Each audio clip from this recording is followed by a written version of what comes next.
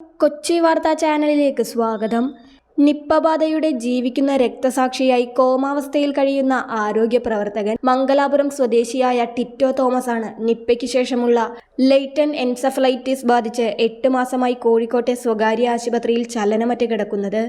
ഇതേ ആശുപത്രിയിൽ അത്യാഹിത വിഭാഗത്തിൽ നഴ്സായിരുന്ന ടിറ്റോയ്ക്ക് ഇവിടെ എത്തിയ നിപ്പ രോഗിയിൽ നിന്നാണ് രോഗം പിടിപെട്ടത്. നിപ്പയിൽ നിന്നും മുക്തി നേടിയെങ്കിലും അധികം വൈകാതെ പാർശ്വഫലമായി ലേറ്റന്റ് എൻസഫലൈറ്റിസ് ബാധിക്കുകയായിരുന്നു.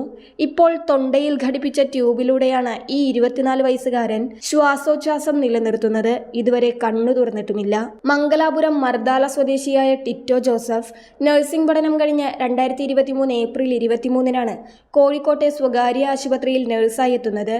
ഓഗസ്റ്റ് അവസാനം ഇതേ ആശുപത്രിയിൽ കടുത്ത പനിയുമായി എത്തുകയും ഇവിടെ വെച്ച് മരിക്കുകയും ചെയ്ത രോഗിക്ക് മരണശേഷം നിപ്പ സ്ഥിരീകരിച്ചിരുന്നു.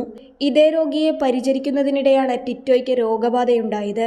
രോഗമുക്തി നേടി ക്വാറന്റൈൻ പൂർത്തിയാക്കി നവംബറിൽ വീട്ടിലെത്തിയ ടിറ്റോയ്ക്ക് ആ സമയം മുതൽ തലവേദനയും കഴുത്തുവേദനയും ഉണ്ടായിരുന്നുവെന്ന് ടിറ്റോയുടെ സഹോദരൻ ഷിജോ തോമസ് പറയുന്നു.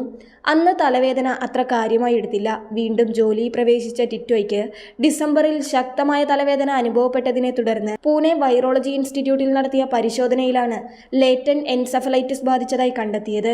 തുടർന്ന് ജോലി ചെയ്യുന്ന ആശുപത്രിയിൽ ചികിത്സ തുടങ്ങി. ചികിത്സ തുടരുന്നതിനിടെ ടിറ്റോ അബോധാവസ്ഥയിലാകുകയും ചെയ്തു. ആശുപത്രി അധികൃതർ വിവരമറിയിച്ചതിനെ തുടർന്ന് ആരോഗ്യവകുപ്പ് കോഴിക്കോട് മെഡിക്കൽ കോളേജ് ആശുപത്രിയിലെ ഡോക്ടർമാരെ ഉൾപ്പെടുത്തി മെഡിക്കൽ ബോർഡ് രൂപീകരിച്ചിട്ടുണ്ടെങ്കിലും ആരോഗ്യസ്ഥിതിയിൽ പുരോഗതിയുണ്ടാവാൻ സാധ്യതയില്ലെന്നാണ് ചികിത്സിക്കുന്ന ഡോക്ടർമാരുടെ അഭിപ്രായം. എന്നാൽ കൂടുതൽ സൗകര്യങ്ങളുള്ള ഏതെങ്കിലും ആശുപത്രിയിൽ ടിറ്റോയുടെ ചികിത്സ തുടരണമെന്നാണ് ടിറ്റോയുടെ കുടുംബം പറയുന്നത്. കുടുംബത്തിന്റെ സാമ്പത്തിക പ്രതിസന്ധിയാണ് പ്രധാന തടസ്സം. നിപ്പ വൈറസ് മൂലം പിന്നീട് മസ്തിഷ്ക ജ്വരമുണ്ടാകുന്നതാണ് നിപ്പ എൻസഫലൈറ്റിസ്.